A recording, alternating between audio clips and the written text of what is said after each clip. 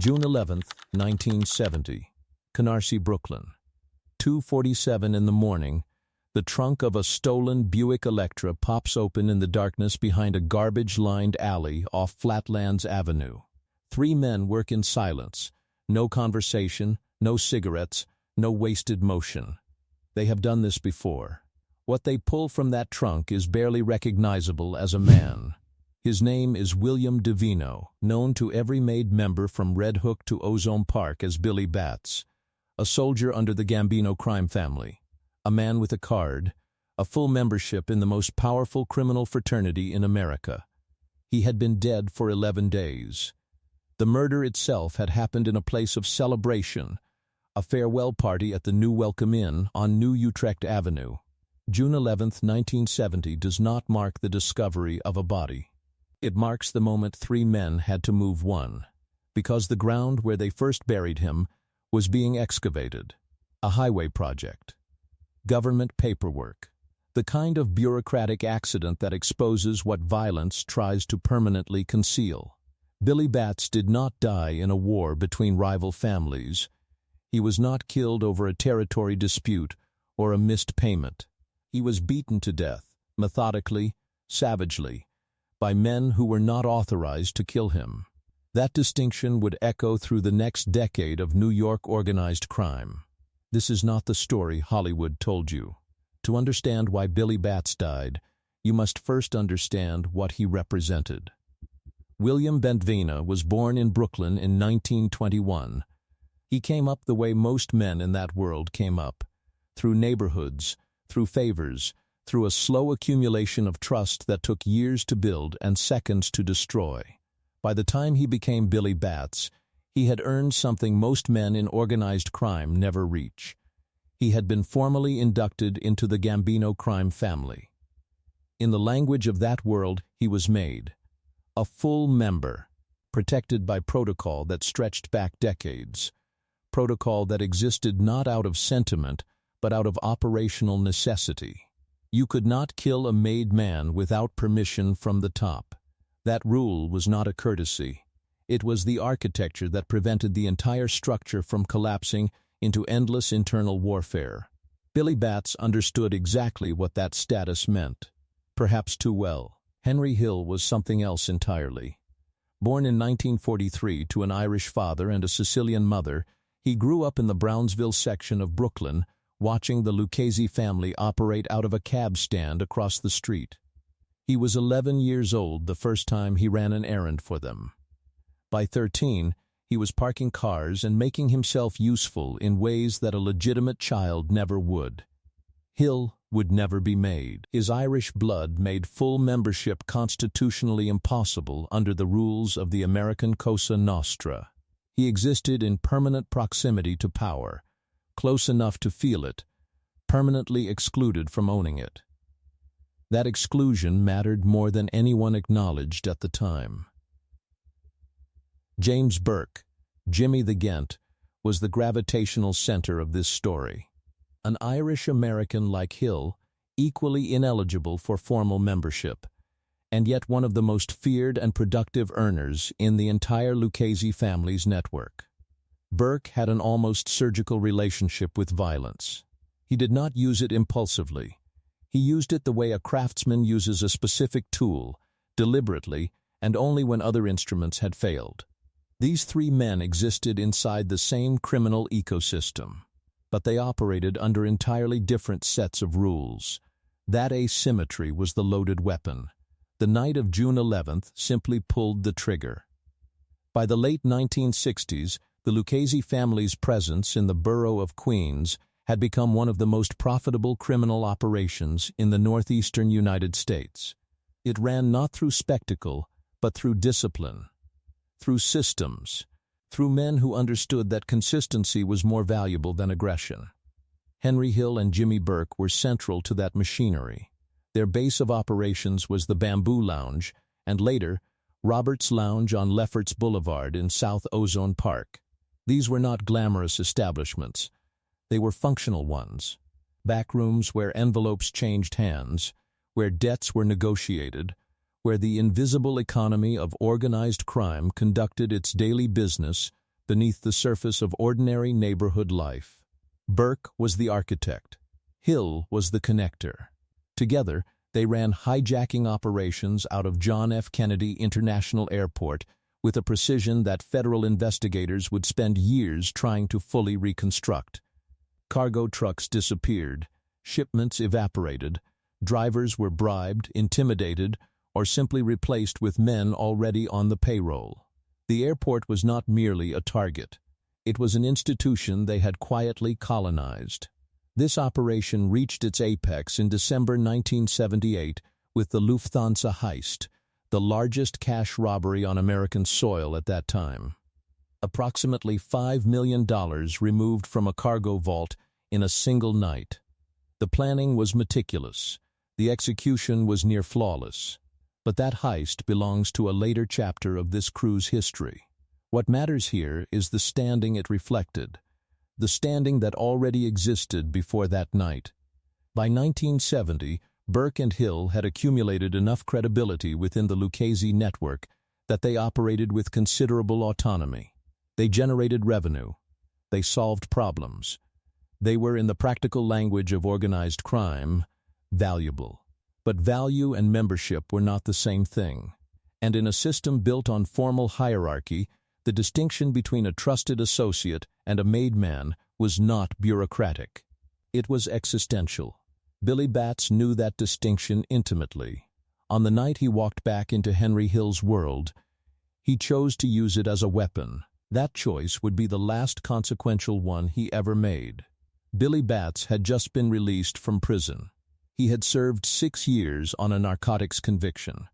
6 years during which the world outside had continued moving, reorganizing, and redistributing power in the quiet ways that criminal ecosystems always do. When he walked out, he walked back into a landscape that had subtly shifted around the fixed points he remembered. The farewell party at the New Welcome Inn on New Utrecht Avenue in June 1970 was ostensibly a celebration, a gathering of associates, friends, and family marking the imminent departure of someone from the neighborhood.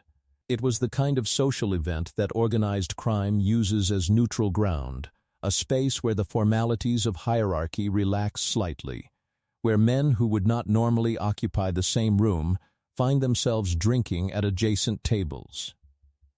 Henry Hill was there. Tommy DeSimone was there. Billy Batts was there.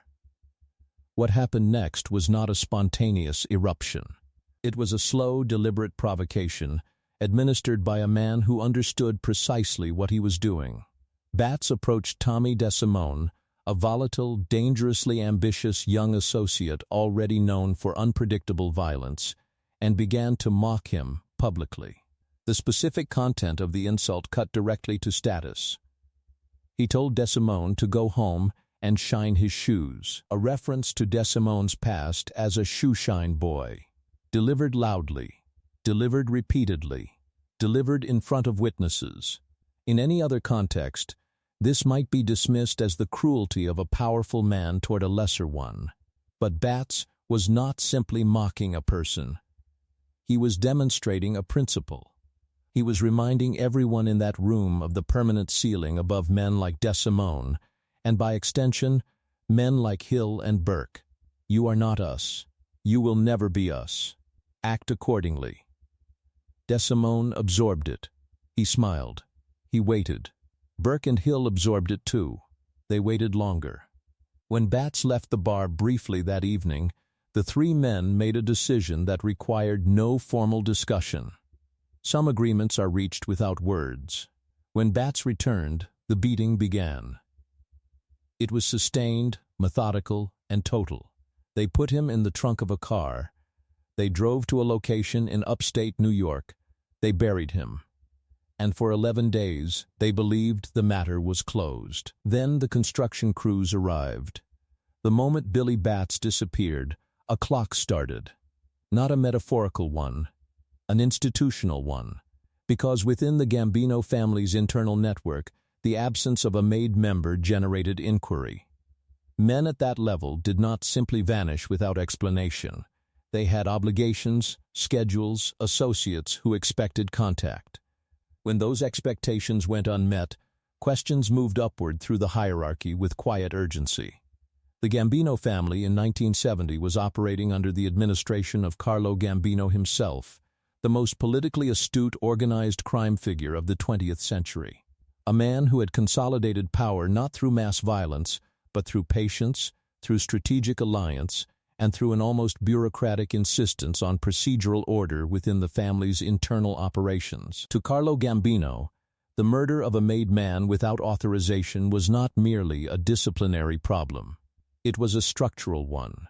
It demonstrated that the rules which made the entire system function could be violated by men operating outside his family. Men who were, technically, not even fully members of the Cosa Nostra. The Lucchese family administration was informed. Paul Vario, the capo who oversaw Hill, Burke, and DeSimone, was confronted with the reality of what his associates had done. What followed was not swift justice. It was negotiation.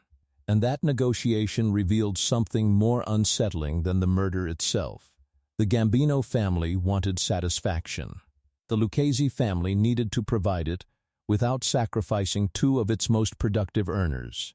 The solution arrived across a series of conversations that left no documentary record was characteristically pragmatic. Tommy DeSimone would eventually answer for the killing, not immediately, not transparently. But the understanding was established.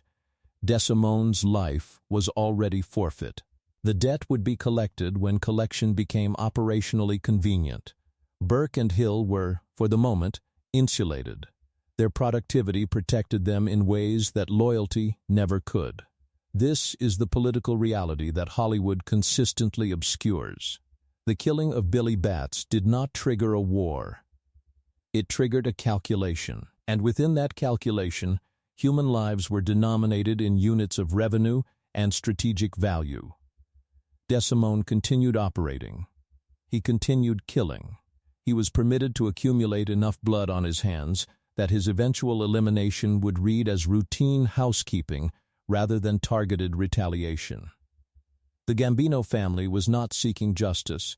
They were waiting for the right moment to balance the ledger. There is a particular kind of silence that precedes betrayal in organized crime. It does not arrive suddenly. It accumulates in small omissions, in conversations that end too quickly, in the gradual withdrawal of access that once felt permanent. By the mid-1970s, Henry Hill had begun to feel that silence closing around him. The Billy Batts situation had never been formally resolved from Hill's perspective. It existed as an open wound beneath the surface of every interaction, a liability he carried without being able to acknowledge it directly. He had participated in the murder of a made man. That fact did not expire. It did not diminish with time. It simply waited, like all debts in that world, for the moment someone found it useful to collect. Jimmy Burke operated differently. Burke had the psychological architecture to compartmentalize what they had done and continue functioning with full efficiency. He returned to the airport operations, to the hijackings, to the elaborate logistics of moving stolen merchandise across state lines. The Batts situation was filed and closed in his mind. But the crew around them was changing. The Lufthansa heist in December 1978 should have been a moment of consolidation. Instead, it became the mechanism of disintegration. Burke began eliminating the participants, not out of panic, but out of arithmetic. Fewer men meant larger shares. Fewer men also meant fewer potential informants. Associates began disappearing. Parnell Edwards, Richard Eaton, men who had been inside the operation, found themselves suddenly, permanently outside of everything. Hill watched this contraction and understood its logic completely. He had seen Burke apply it before. What he had not fully calculated was the possibility that the same logic applied to him. His arrest in 1980 on narcotics charges clarified that calculation instantly. The system that had protected him, the hierarchy of loyalty, the mutual interest in collective silence, had already been quietly dismantled by the man he trusted most. Burke had not betrayed Hill with a single act. He had simply stopped protecting him, which in that world amounted to the same thing. When federal prosecutors offered Hill an alternative to a life sentence, the decision required less deliberation than anyone in that world would have predicted. The silence he had carried for a decade was about to become testimony. It is worth returning to the night itself. Not the version softened by cinematic reconstruction. The actual sequence of events as established through testimony, forensic evidence, and the eventual admissions of the men who were present.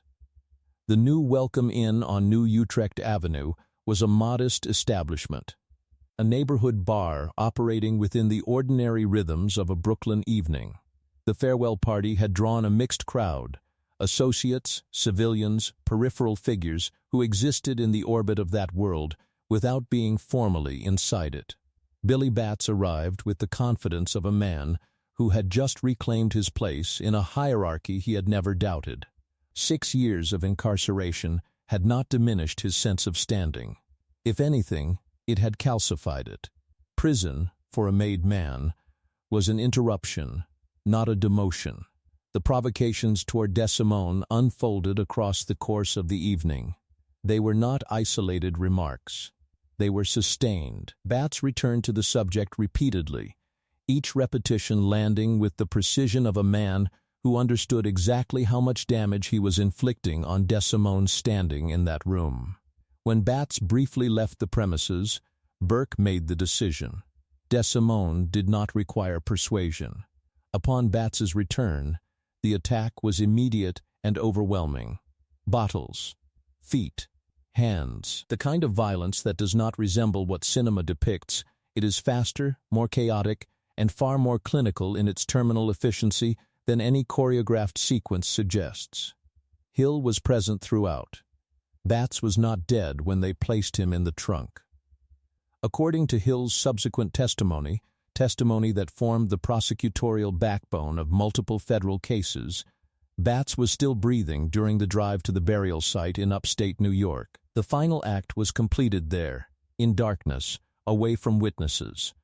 What forensic investigators eventually recovered when the body was exhumed told a story consistent with Hill's account. The physical evidence confirmed the duration and severity of the assault. It confirmed that death had not been instantaneous. It confirmed that 3 men had made a series of choices across an entire evening, not one impulsive moment, but a sustained, deliberate progression toward an inevitable conclusion. That distinction matters, because impulsive violence can be explained as human failure. Sustained, deliberate violence directed at a protected man reveals something more fundamental about the system that produced it. It reveals that the rules only function when everyone agrees to honor them, and that agreement in organized crime is always conditional. The decade that followed the murder of Billy Batts was, on its surface, one of extraordinary criminal productivity for the Lucchese network operating out of Queens. The Lufthansa heist, continued airport operations, a revenue stream that federal investigators estimated in the tens of millions across the full arc of the crew's operational life. Beneath that surface, the structure was consuming itself. Tommy DeSimone was the first to go. In May 1979, nearly 9 years after the night at the New Welcome Inn, he was summoned to what he believed was his formal induction ceremony into the Gambino family. The invitation was credible. DeSimone had been performing at a level that made membership plausible. He had cultivated relationships across family lines. He had every reason to believe the meeting was legitimate. It was not. He was killed upon arrival. The location was never formally established. The body was never recovered. Within the internal logic of organized crime, the method carried its own message. A made man's murder required a made man's answer, and the answer had been 9 years in preparation. The Gambino family had balanced its ledger. Burke received the news and understood its full implication. DeSimone's elimination confirmed that the Batts situation had never been closed. It had merely been deferred. And deferral in that world was not forgiveness. It was patience.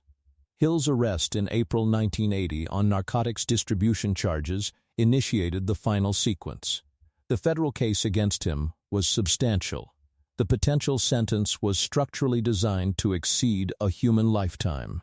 Prosecutors from the Eastern District of New York understood that Hill occupied a unique position. He had direct knowledge of the Bats murder, the Lufthansa heist, and the internal operational architecture of the Lucchese network's Queens faction. His testimony was not merely useful, it was transformative. Hill entered the Federal Witness Protection Program in 1980.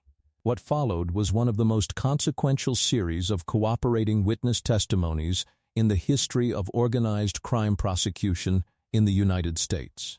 Paul Vario, the capo who had overseen the entire operation, who had navigated the political fallout of the Bats murder, who had insulated Burke and Hill from immediate Gambino retaliation, was convicted on federal racketeering charges. He died in federal custody in 1988. Jimmy Burke was convicted in 1985 for the murder of Richard Eaton, not for Lufthansa, not for Billy Bats, but for a separate killing that prosecutors could construct a sufficient evidentiary case around. He was sentenced to life imprisonment. He died at the Greenhaven Correctional Facility in 1996, having never formally answered for the murder that defined his crew's trajectory. The airport operations ceased. Robert's Lounge closed. The network of relationships, favors, and productive criminality that had taken 2 decades to construct dissolved within a period of approximately 5 years. What remained was a federal record.